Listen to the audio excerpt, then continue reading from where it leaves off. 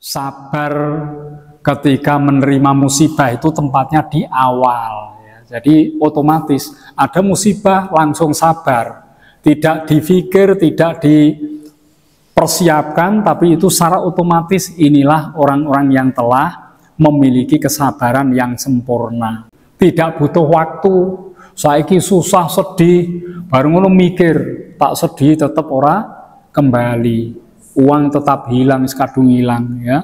Tambah awakku rusak perkara sedih. Lah ngene-ngene akhirnya menjadi ridho. Nah, ngoten niku kirang sae karena sudah dipikir, dipertimbangkan berikutnya.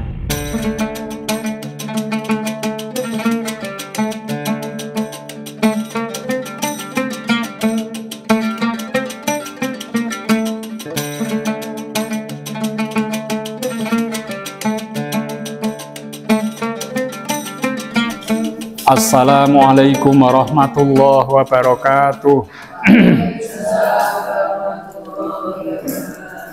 Alhamdulillah wassalatu wassalamu ala rasulillah la haula wala quwata illa billah amma ba'du.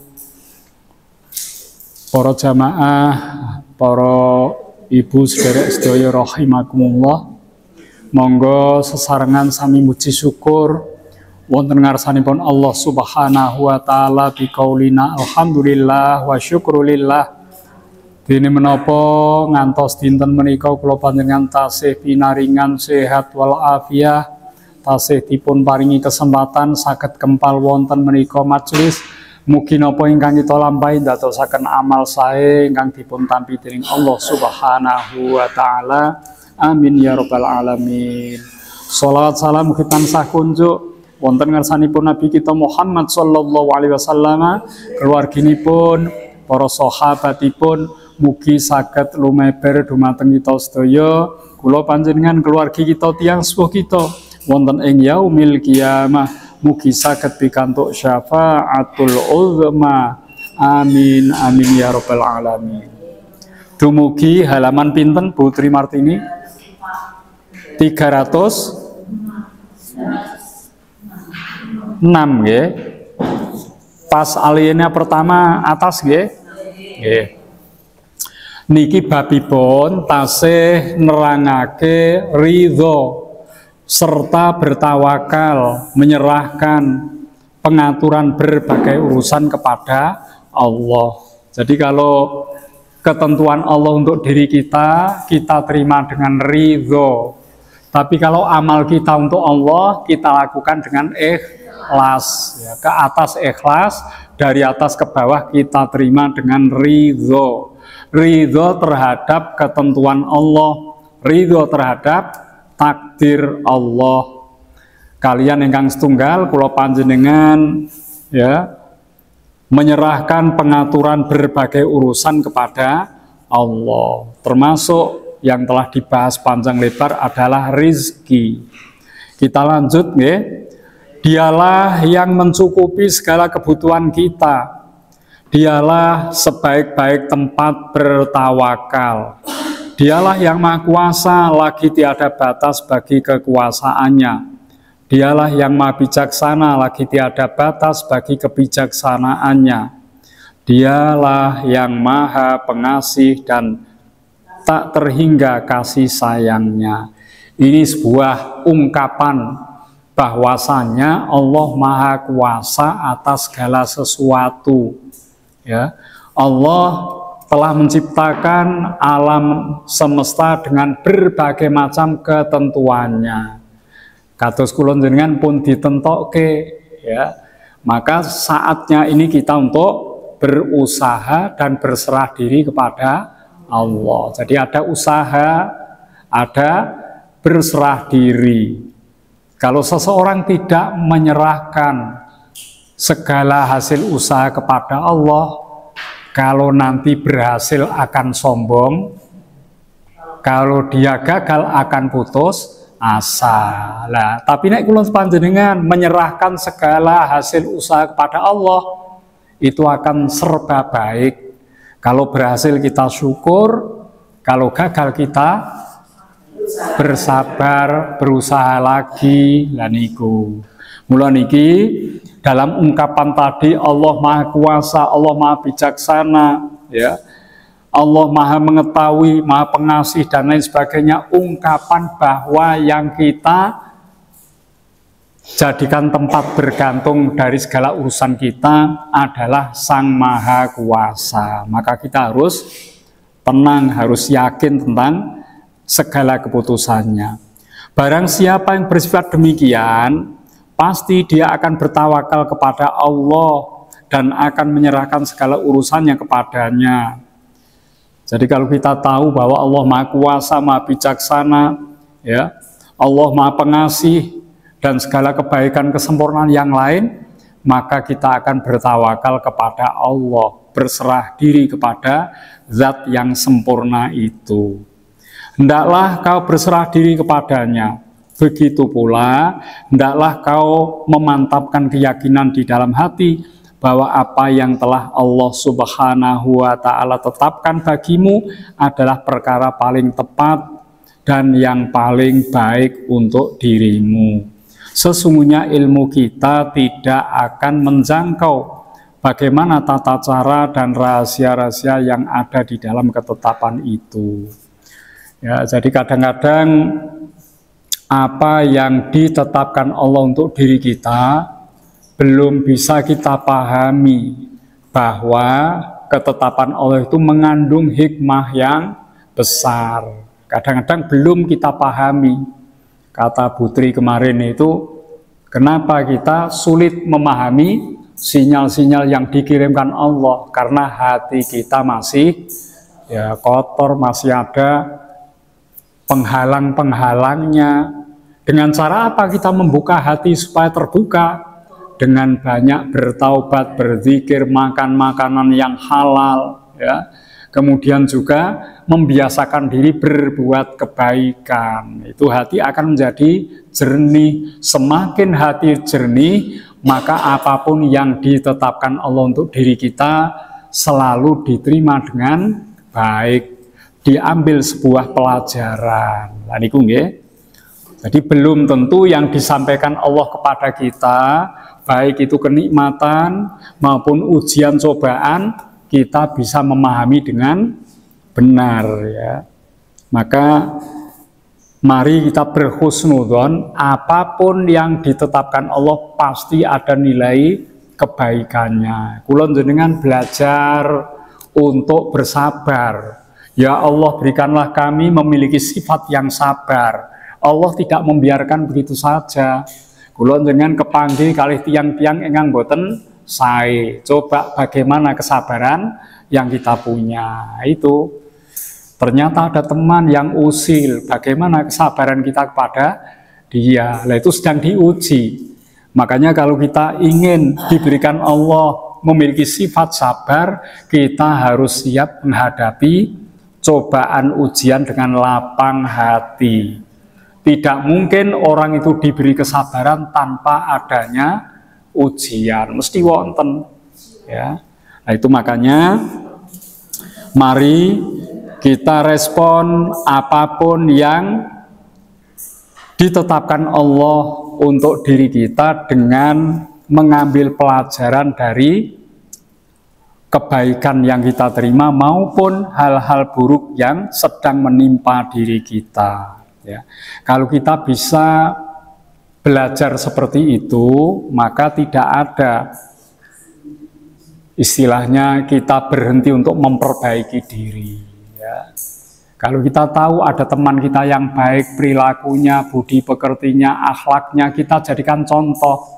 Saya ingin punya sifat seperti itu, dijadikan guru teman kita ini. Kalau ada teman kita buruk perilakunya, suka bertutur kata yang tidak pantas, kita jadikan guru. Jangan sampai saya punya sifat seperti dia. Lah niki, ya, anak-anak kita yang ada di rumah jadikan sebagai sarana mendidik diri kita untuk berlatih sabar, ya, untuk tetap memberikan perhatian kasih sayang kepadanya. Jadi kalau kita jadikan segala sesuatu ini sebagai guru, sebagai pembelajaran, itu akan memperkaya diri kita, semakin memiliki kualitas nilai yang baik. Ya, mula niki kula panjenengan kedah nggadahi kesanggupan untuk menjadikan apapun yang kita alami sebagai pelajaran kehidupan. Itu tidak akan ada hentinya itu ya. Katakan juga pada dirimu, wahai diri, nah ini bermuhasabah ngeten iki nggih, bahwa apa yang telah ditakdirkan pasti akan terjadi.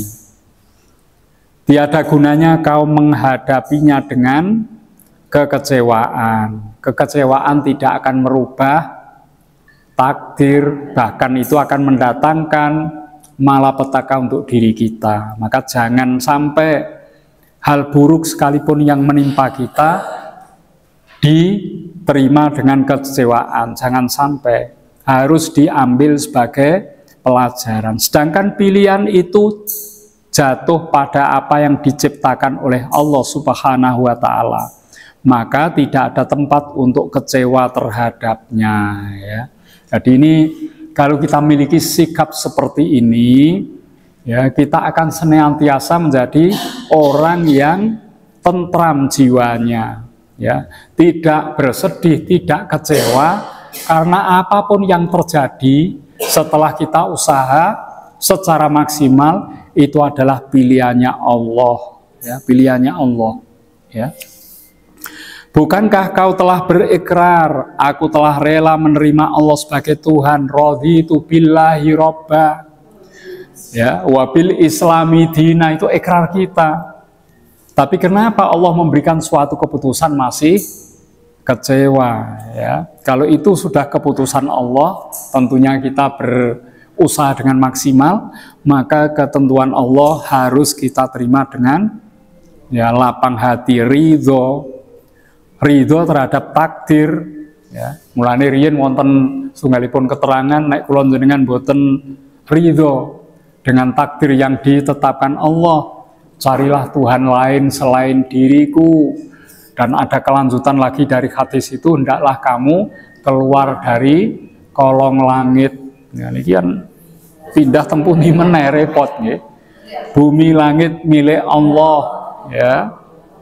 Maka kita secara sadar maupun terpaksa harus menerima ketentuan Allah dengan lapang hati. Lantas mengapa kau tidak rela dengan qadha-nya? Katanya raditu billahi robba, wis ridho. Gusti Allah paring ngene-ngene kebae ridho. Ya, kenapa banyak orang mengeluh kepada ya sesuatu yang menimpa dirinya? Ya.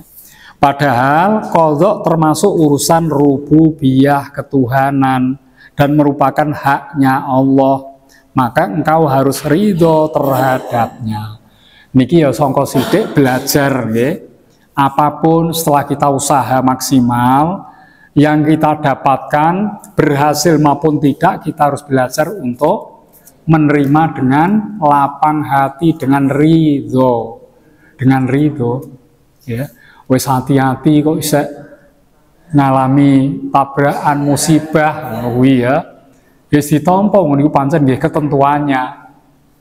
Dengan musibah itu pasti ada nilai kebaikan yang tersimpan di dalamnya ya, apalagi musibah itu rotok serius. Ini memberikan bekas pelajaran bahwa kehidupan itu ya ada dalam penguasaan Allah. Orang sudah berusaha sekalipun dengan sangat hati-hati, kalau memang Allah menentukan lain, dia akan mendapatkan kecelakaan itu. Pelajaran seperti itu bisa diperoleh sehingga manusia tidak lagi sombong, tidak mengandalkan diri kemampuannya, tapi akan mengagumi Allah sebagai penguasa alam semesta. Yang kedua, pelajaran dari musibah ya, supaya kita lebih dekat kepada Allah ya. Dengan diberikan musibah, inilah rasa sakit yang biasanya kalau kita sehat kurang bersyukur. Kalau dengan sehat wis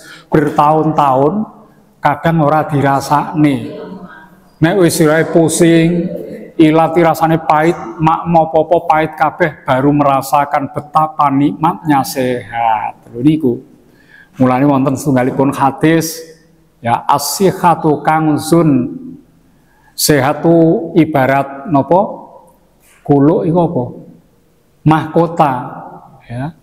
La ya'lamuha ilal marot, tidak diketahui kecuali dia sakit. Jadi nikmatnya sehat itu belum kita rasakan dengan sungguh-sungguh sebelum kita merasa sakit. Kalau sudah sakit, awak pegel kabeh, meriang, batuk tak henti-hentinya, baru merasakan betapa nikmatnya sehat.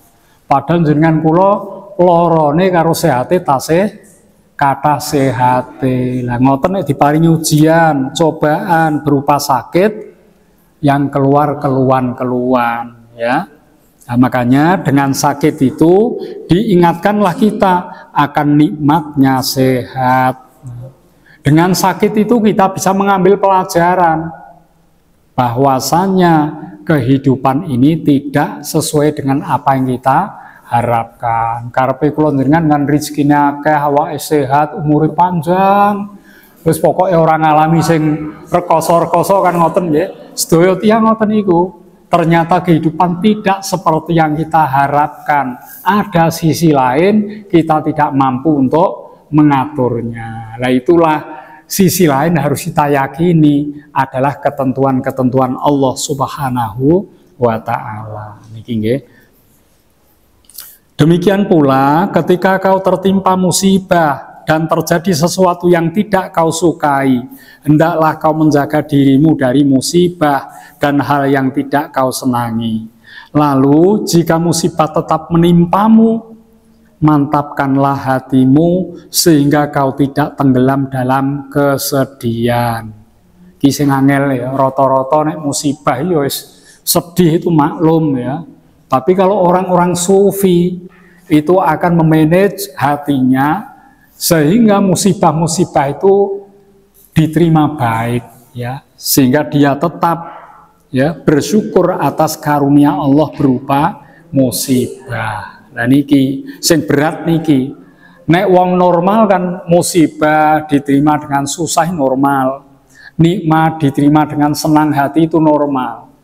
Nek sing boten normal yang luar biasa, musibah diterima dengan ya perasaan yang baik. Nah niku padahal musibah lho niku. Karena musibah ini kalau kita sertai dengan sabar akan menguras, melenyapkan, menghapus dosa-dosa kita. Lho niku nggih.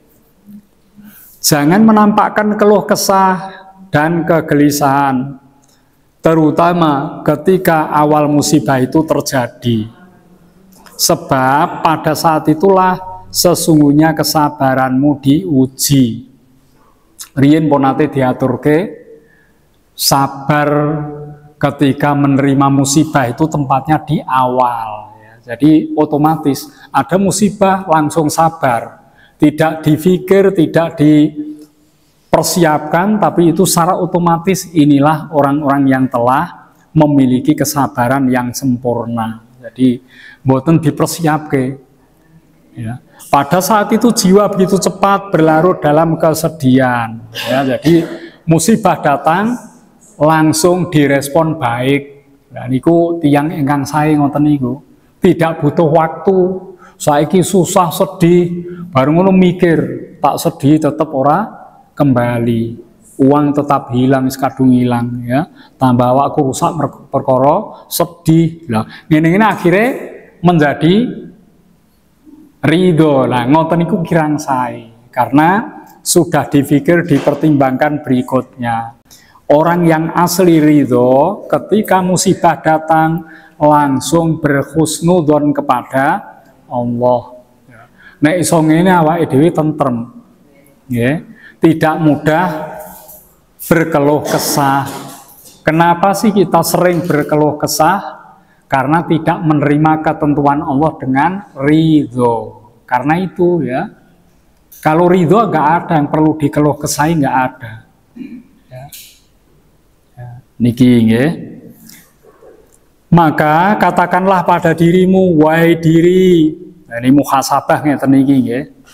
Wahai diri, tidak mengkorek orang lain, tapi mengevaluasi, introspeksi diri sendiri. Wahai diri, musibah ini telah terjadi, maka tidak ada upaya untuk dapat menghindarinya. Soalnya usahanya wis tenanan, masih terjadi kecelakaan, itu sudah di luar keinginan kita ya. Ini adalah keputusan Allah. Sungguh Allah Subhanahu wa Ta'ala telah menghindarkanmu dari musibah yang lebih besar darinya ya. Mungkin kecelakaan, ada luka, patah tulang dan lainnya, itu masih mending ya. Mungkin kecelakaan itu bisa membawa kematian. Nah, itu makanya di saat kita menghadapi seperti itu, ambillah sisi baiknya ya, supaya tidak terjadi penyesalan ya. Nah, itu karena sesungguhnya ada begitu banyak macam cobaan yang tersimpan di dalam khazanah Allah Subhanahu wa Ta'ala. Musibah ini pasti akan segera berlalu, tidak akan selama-lamanya. Awan mendung pun pasti akan berlalu ya. Siang pun berganti malam, malam pun berganti siang. Jadi kehidupan seperti itu silih berganti. Tidak ada orang yang selama hidupnya menderita, pun tidak ada orang selama hidupnya bahagia. Betul wonten niku.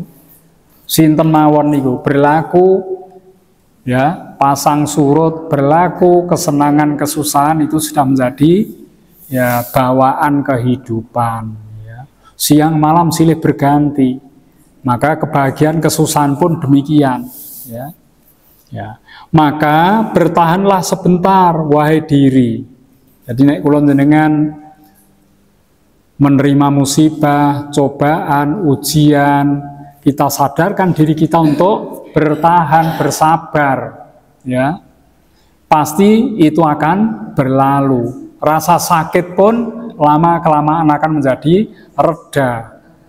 Pasti kau akan mendapatkan kebahagiaan yang panjang dan pahala yang banyak setelah kau tahu bahwa tidak mungkin musibah dapat dicegah.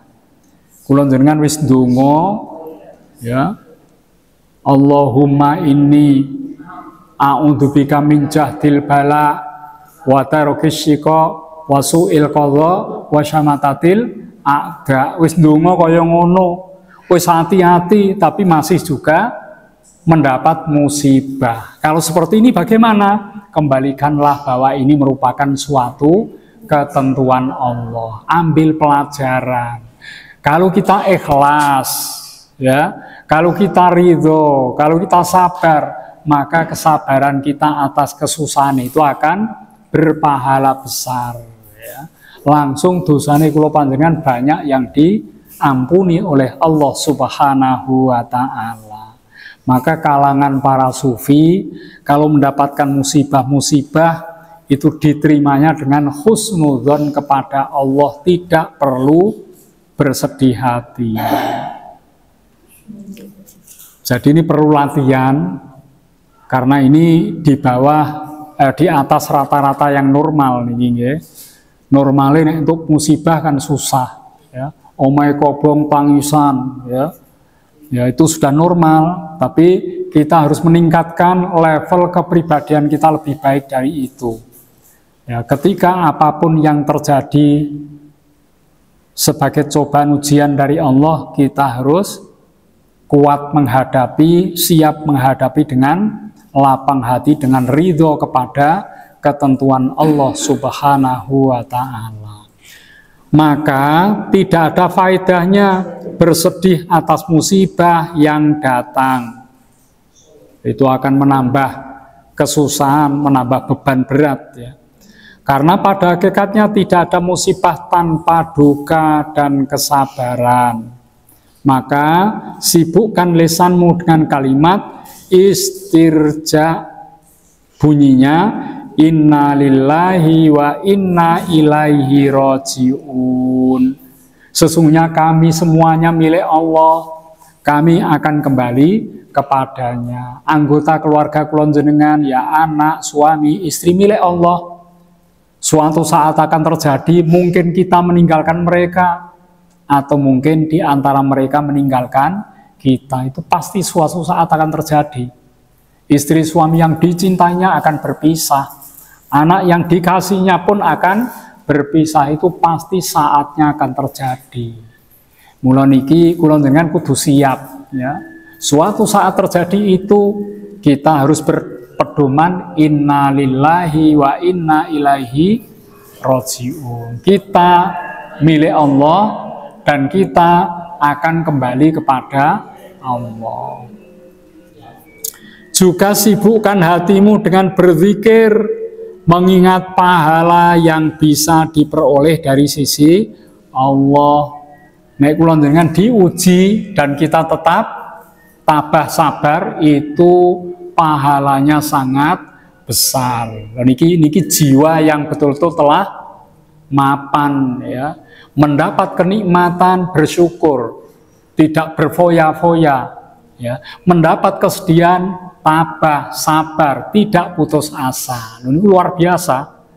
Dados niki nek kula jenengan nggadahi kepribadian ingkang kados ngeten, pasrahe kalih Gusti Allah ageng, niki ndadosan kula panjenengan ayem tentrem manahipun. Kita menjadi orang yang stabil, terkendali emosinya ya, tidak surut ke belakang menjadi berputus asa. Ingat pula kesabarannya para ulul azmi. Niki nek dibandingke ulul azmi niku sinten mawon?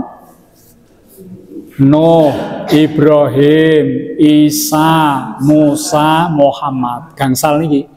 Itu kesulitan yang dihadapi luar biasa. Nabi Nuh sampai buat perahu besar oleh gawe dewe lho niku. Nandur dewe, ditepang dewe, dibuat sendiri. Rakyatnya, umatnya tidak ada yang mengikuti ajarannya. Kan sepegel yo, dakwah wis ora entuk duit, pengikutnya tidak ada, diperintahkan membuat bahtera yang besar, anaknya pun tidak mengikuti jejak langkah orang tuanya. Berat nih ujian niku. Ya, kula jenengan mboten wonten napa-napane. Zaman Nabi Muhammad ngaji ngeten menika, dengar orang-orang kafir Quraisy langsung didobrak, langsung disiksa ngajinya teni. Lah kula jenengan ngajine aman. Niki nggih malah ana unjukane, tempatnya nyaman. Lah niki nggih luar biasa niku. Zaman Rasul waktu Umar bin Khattab mengetahui pengajiannya Rasul, Umar bin Khattab dobrak pintu. Semua bergetar takut karena Umar pasti akan buat gara-gara. Ya, pedang telah dihunus, tapi akhirnya bisa diredakan oleh adiknya. Ya, bahkan dia masuk Islam. Lho niku zaman biyen ngaji niku berat. Itu sahabat-sahabat Rasul. Bagaimana dengan ujian yang diterima Rasul? Lebih berat dari itu semua. Nah, kula jenengan niku pikantuk sing enteng-enteng ujiane nggih. Makanya kalau kita bandingkan dengan orang-orang terdahulu, mestinya ujian untuk diri kita tidaklah terasa berat ya. Niki paling tinggi itu dari kalangan nabi, wali dan kekasih Allah atas musibah besar yang menimpa mereka. Wali niku juga berat ujiannya ya. Nek kula panjenengan tiyang awam umum, ini ujiannya tidak seberat orang-orang yang dikasihi Allah itu tadi. Ya, makanya mereka terkenal dengan orang-orang yang sabar. Ngoten niku nggih. Nek kula panjenengan proses sabari dereng. Tasih ngamukan, emosinan, ora genekan lha niki ya. Wis hawane ngoten niku sekan nggih. Niki baru kita proses menuju yang lebih baik, yaitu memiliki kesabaran, keridhaan kepada keputusan Allah. Apabila Allah mengekangmu dari kenikmatan duniawi pada saat tertentu, hendaklah kau mengatakan kepada dirimu, wahai diri, sesungguhnya dialah Allah yang lebih mengetahui segala keadaan, yang lebih menyayangimu dan sangat memuliakanmu. Jadi kalau kita diberikan oleh Allah ya kenikmatan-kenikmatan, supaya kita ingat kepada yang memberi nikmat Ya. Mulane kita tidak dilarang bepergian ke gunung yang indah sana pemandangan panoramanya, ke lautan yang indah panoramanya, tidak dilarang. Kuliner, menikmati buah-buah yang lezat, makanan-makanan yang sedap, ini tidak dilarang. Tapi semua kenikmatan itu, ya, sadarilah atas yang memberi kenikmatan, yaitu Allah. Bermakmu enak erak karuan, rasanya luar biasa, tapi ora nambah syukur, ini merupakan malapetaka besar, nambah dosa. Kula panjenengan rekreasi refreshing ke tempat yang menakjubkan, ya, kampung di atas awan. Ning di Bu Budia ngene pundi nika? Ya, itu kan ada kampung di atas awan, ya. Ya, karena bisa melihat awan di bawah, ya. Nah, ketika kita melihat ketakjuban seperti itu, maka subhanallah, Allahu Akbar yang harus kita ucapkan. Demikian dahsyatnya ciptaan Allah, indahnya ciptaan Allah. Jangan hanya menikmati, ya, panorama tanpa kita bersyukur kepada Allah. Lah niku. Terus nek ngeten nggih panjenengan kula menjelajahi tempat-tempat lain, menikmati pemandangan yang indah boleh, tidak dilarang. Tapi nek nggur mriko-mriki foto-foto, ya, hanya untuk kesenangan saja tanpa menambah rasa syukur, lah itu ya sesuatu yang tidak bermanfaat, ya.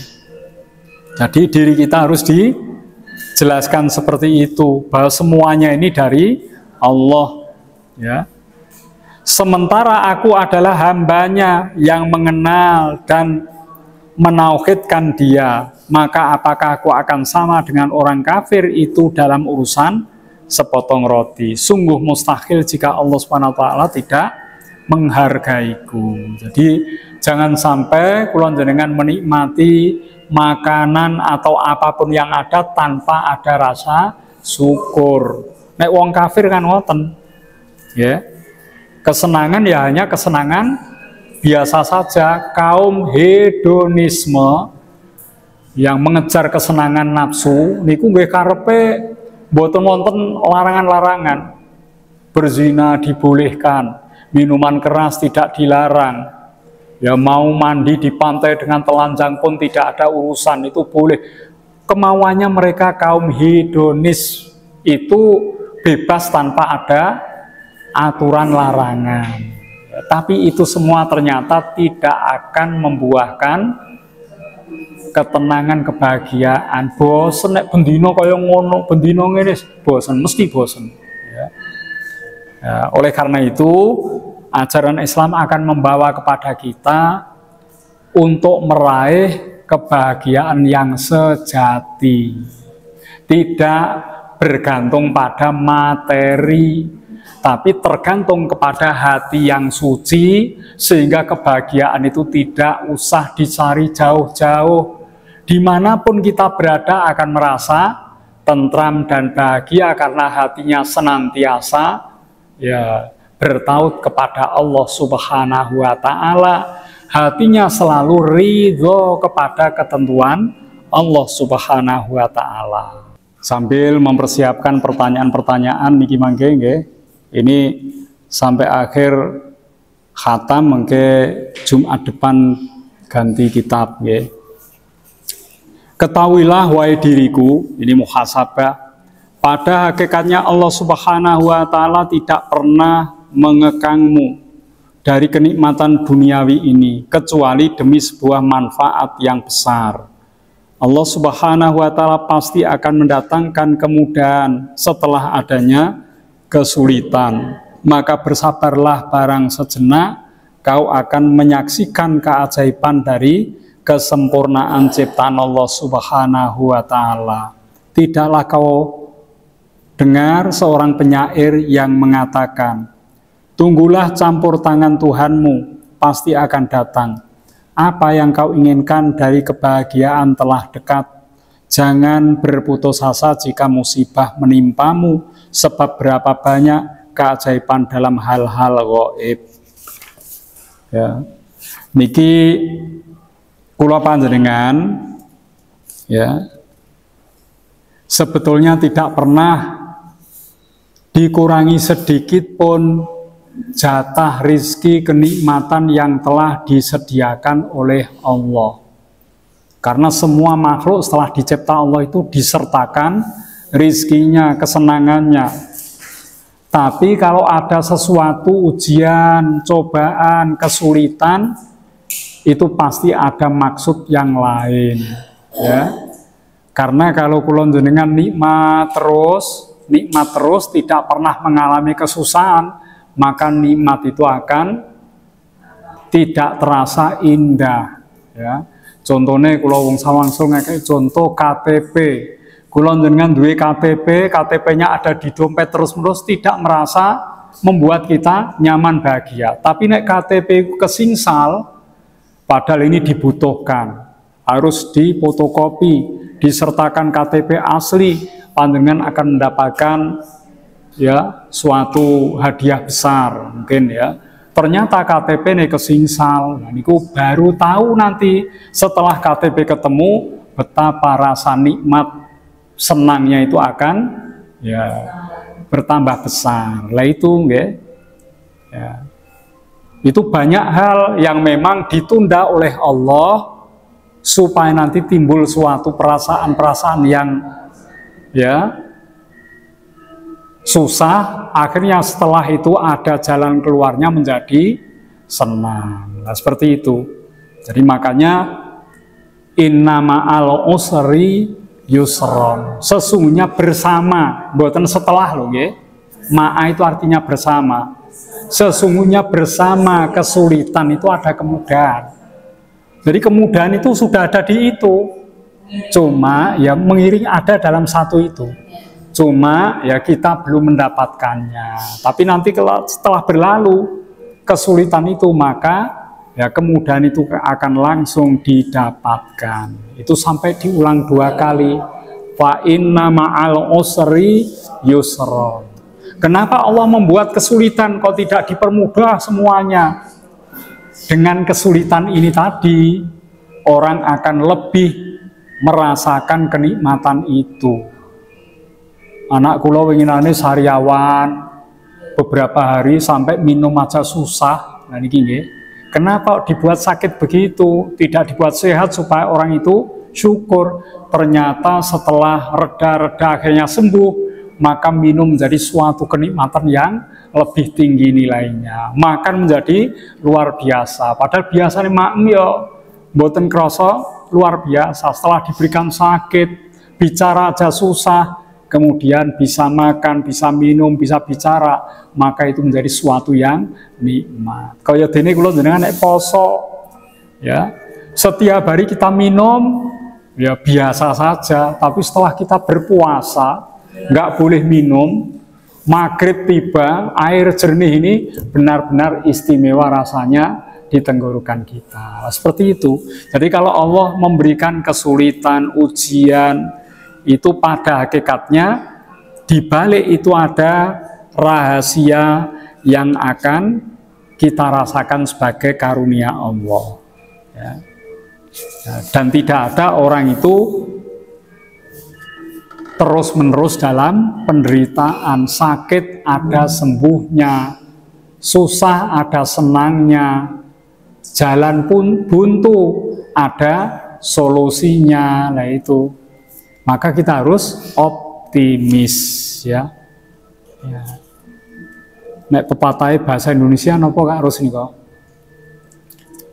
Segala macam kesulitan ada kemudahannya kok burus nih.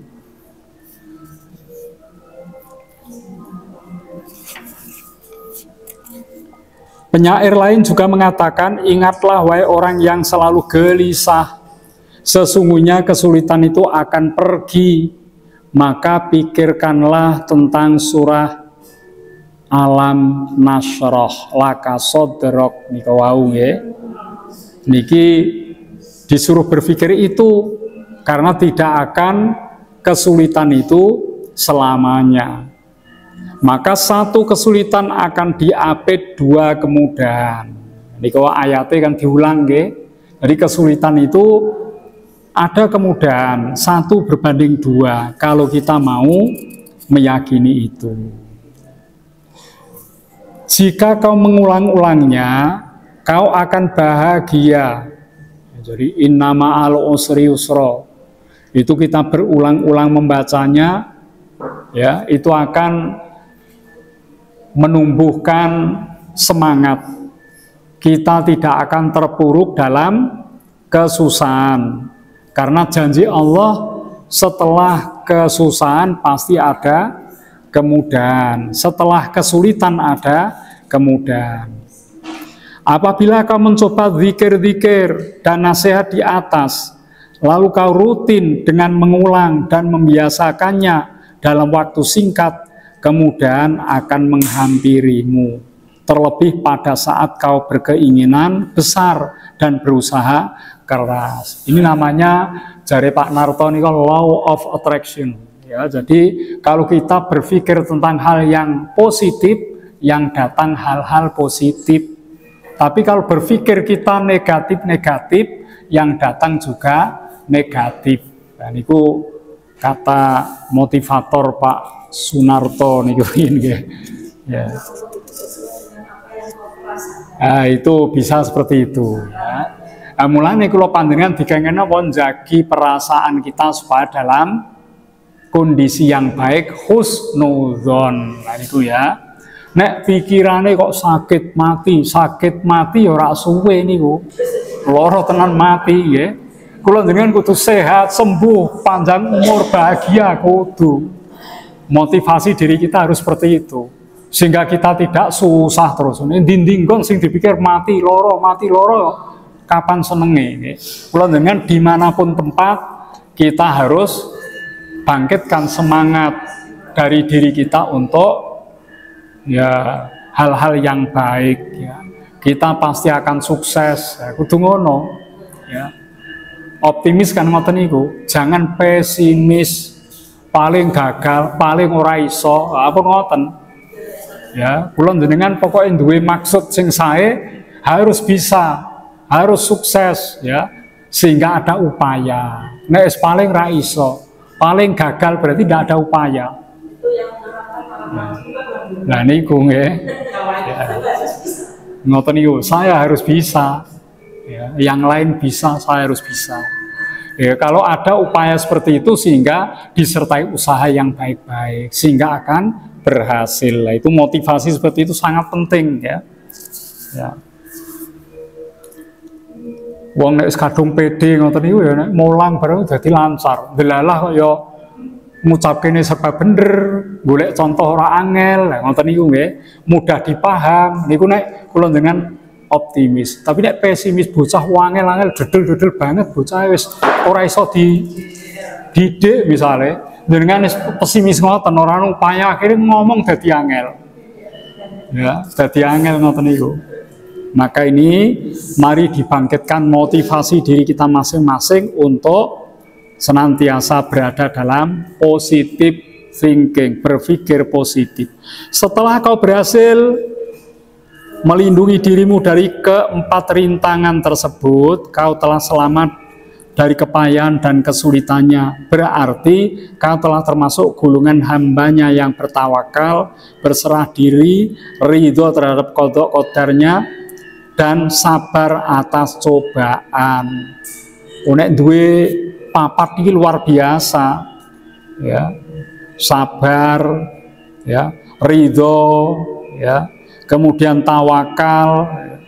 Kalau punya seperti itu, maka kita berhasil menjadi levelnya tinggi dalam kehidupan ini, kualitas diri kita menjadi tinggi. Tapi nek papat ora duwe, wis ora pasrah Gusti Allah, mudah kecewa, tidak sabar, ya, emosional, ya repot, susah hidupnya akhirnya. Ya. Di saat itulah kau akan merasakan ketenangan hati dan badan di dalam kehidupan ini, dunia ini. Lalu memetik pahala yang besar dan simpanan amal di akhirat. Selain itu kau akan mendapatkan penghormatan yang tinggi dan cinta di sisi Tuhan semesta alam. Nek kula jenengan berhasil ngoten, ya, kita akan merasakan kebahagiaan. Soalnya sifat-sifat baik itu akan menyebabkan fisik ini menjadi sehat.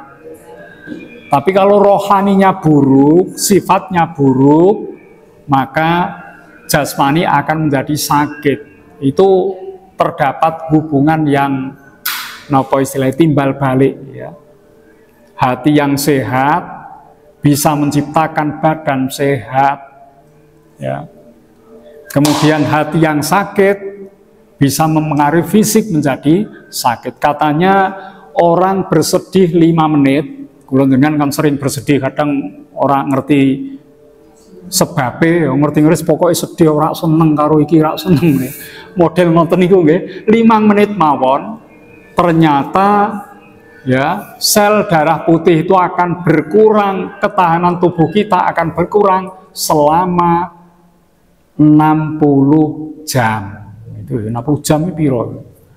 5 menit saja kita susah, ya, itu akan menjadikan fisik kita kehilangan sel-sel darah putih, ya, sehingga penyakit mudah ya masuk, ya. Hormon-hormon lainnya berhenti bekerja sehingga keseimbangan hormon berkurang, sehingga orang itu akan menjadi tidak sehat. Nah, itu yang kemudian disebut dengan lelah kronis. Ya, awake kesel rak karuan tapi jane ora nyambut gawe apa-apa. Tapi rasa kesel rak karuan. Padahal wong macul kae ya, tenaganya sangat berat, keringat bercucuran, tasih energik. Kula jenengan sing ora macul ya, kadang-kadang tenaganya tidak ada. Ini karena disebabkan oleh itu tadi, dalam jiwa kita terdapat penyakit yang menyebabkan orang itu menjadi ya sakit secara fisiknya. Jika sudah begitu, berarti kau telah berhasil mengumpulkan kebaikan dari 2 alam, dunia dan akhirat. Sabar ini dunia ono manfaate, tengah akhirat gede ganjarane. Tawakal teng dunia nggih kula jenengan tentrem, teng akhirat dicintai oleh Allah. Innallaha yuhibbul mutawakkilin. Sabar, tawakal, ridho, ikhlas niku nek kula jenengan gadahi niku teng donya kula panjenengan saged ayem tentrem, teng akhirat kita mendapatkan keridhaan dari Allah Subhanahu wa taala. Semoga Allah Subhanahu wa taala melimpahkan sebaik-baik taufiknya kepadamu dan kepada kami. Maka sesungguhnya segala urusan ada dalam kekuasaannya. Dialah yang Maha Pengasih di antara yang mengasihi. Tiada upaya dan kekuatan kecuali berasal dari Allah yang Maha Tinggi dan Maha Agung. Dan ini kantun prakteke, coro pengetahuan kula jenengan pun paham. Mari kita berusaha untuk memiliki sifat ridho kepada takdir. Kula panjenengan berusaha untuk bertawakal kepada Allah. Kula panjenengan berusaha untuk memiliki sifat sabar, dan kula panjenengan berusaha untuk ikhlas dalam beramal. Sekawan ini iso luar biasa. Maka mari belajar untuk bisa memiliki akhlak yang mulia ini. Belajar nopo mawon monggo niki tinggi ilmune ya, supaya kita memperoleh keberhasilan di dunia sampai akhirat. Niki akhir dari bab tawakal dan ridho, ya. Ya, ini sudah tahapan keempat yang diberikan, ya. Nanti ada tahapan kelima, 6 dan 7. Benarkah ini Pak bahwa roh itu roh itu tidak pernah merasakan sedih? Iya. Ketika melihat keluarganya sedih, kekurangan dan seterusnya, roh itu tidak pernah merasa sedih. Benarkah demikian, Pak? Terima kasih. Sampun nggih. Masalah roh memang di dalam kitab Ar-Ruh, ya, itu dijelaskan, walaupun belajar tentang roh, bertanya tentang roh itu dalam Al-Quran kan tidak dibolehkan. Yas'alunaka anir ruh, dijawab oleh Allah, kulir ruhu min amri rabbi wa ma utitu min ilmin illa qalila. Roh itu urusan Tuhan, kamu tidak diberi ilmu kecuali hanya sedikit. Ya, tapi ya, Ibnul Jauzi itu memiliki buku kitab judulnya Ar-Ruh. Apakah roh merasakan susah, sedih ya, seperti yang kita rasakan ini? Sebetulnya roh itu netral, tidak sedih, tidak juga bahagia. Roh itu mboten ngalami ngoten niku. Yang sedih, yang senang itu adalah hati kita, sedangkan roh itu berada di ghaibnya hati. Jadi hati itu sebagai tempat untuk berkomunikasi, berhubungan antara diri kita dengan Allah. Mulanya hati ini tempat yang paling suci dalam tubuh kita ini. Kalau hati itu baik, semua jadi baik. Hati rusak, semua jadi rusak. Nah, tapi roh itu tidak terpengaruh dengan apa, kesusahan, kesedihan. Mboten pengaruh. Roh tidak merasa susah, sedih dengan segala sesuatu, karena roh itu pancaran dari Allah. Dalam Al-Quran dikatakan, wa nafahtu fihi mir ruhi. Aku tiupkan roh di dalam jasad manusia. Itu yang meniupkan Allah, bagian dari Allah. Bukan berarti Allah loh roh itu ya. Kaya dene ngeten lampu, ini kan yang nyala di sana. Cahaya lampu menyebar sampai gen kulon dengan menjadi terang. Ini adalah pancaran dari lampu, tapi ini bukan lampu. Allah adalah ya sumber dari segala cahaya, energi. Ya, maka pancarannya itu tidak terpengaruh oleh keadaan hati kita, nafsu kita, merasa susah, senang dan lainnya mboten. Jadi roh itu suci ya. Keadaannya itu stabil, tidak terpengaruh oleh kesedihan, kesusahan ya. Mboten wonten. Yang susah itu hati kita, mboten roh, benten kali roh. Ya, kalau hati kita itu kadang susah, kadang senang ya. Nah niku mulane kula panjenengan dianjurkan berdoa seperti ini, ya muqallibal qulub, wahai yang membolak-balik hati, sabit kolbi ya, tetapkan, teguhkan hatiku ya, ala dinika wa ta'atik ya, untuk tetap ya memeluk agamamu dan bertaat kepadamu. Hati mulak-malik iso seneng susah, tapi kalau roh itu stabil, keberadaannya suci, tidak bisa menjadi sedih, tidak bisa juga menjadi senang. Roh itu ya, itu kalau roh kita ini kan jalan untuk terhubungnya diri kita kepada Allah lewat roh. Nek mboten wonten roh mboten saged. Amlane roh niku tempatnya di dalam hati, tapi mboten hati sing liver niki mboten. Hati itu gaib, termasuk pikiran itu kan gaib. Kalau ini kan otak. Pikiran dengan otak beda, hati dengan fuad atau apa ini, liver niku beda. Ya itu kan, nah itu rohnya itulah. Ya. Kalau ini badan kelihatan, kalau itu ya kalau ini fisik itu metafisika. Roh juga seperti itu. Kalau badan ini fisik jasmani, roh itu yang tidak tampak. Itu makanya tidak terpengaruh dengan badan, hanya memberikan energi supaya kita hidup, supaya kita mudah mengingat Allah seperti itu ya. Kalau anjing, babi, hewan ternak punya roh atau tidak nih? Itu roh yang seperti kita punya mboten ada. Ya, dia punyanya roh itu ruhul hayah. Roh kehidupannya ada, tapi kesadarannya mboten wonten.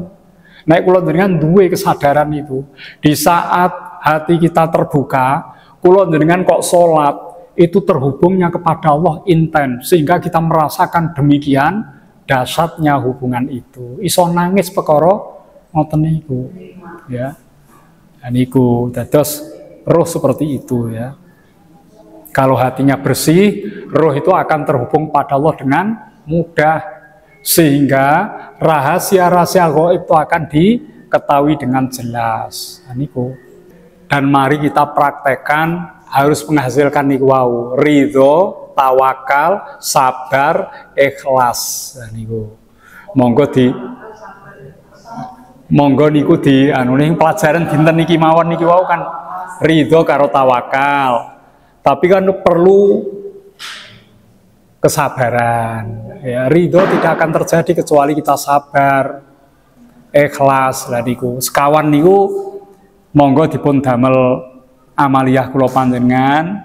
Hasilnya kalau itu kita miliki, keuntungan dua-duanya di dunia akhirat akan didapatkan. Teng donya nggih ayem atine, teng akhirat orang-orang yang memiliki 4 sifat ini akan menjadi orang yang mendapatkan ridho dari Allah Subhanahu wa taala. Ngoten nggih. Sampun cekap menika? Menawi sampun kita akhiri sarengan. Mugi-mugi ingkang kita pelajari bermanfaat, bisa kita lakukan, dan semoga Allah Subhanahu wa taala memberikan taufiknya kepada kita untuk bisa melakukan hal-hal yang baik. Mekaten bilih wonten kirang nyuwun pangapunten, wallahul muwaffiq ila aqwamit thoriq. Wassalamualaikum warahmatullahi wabarakatuh.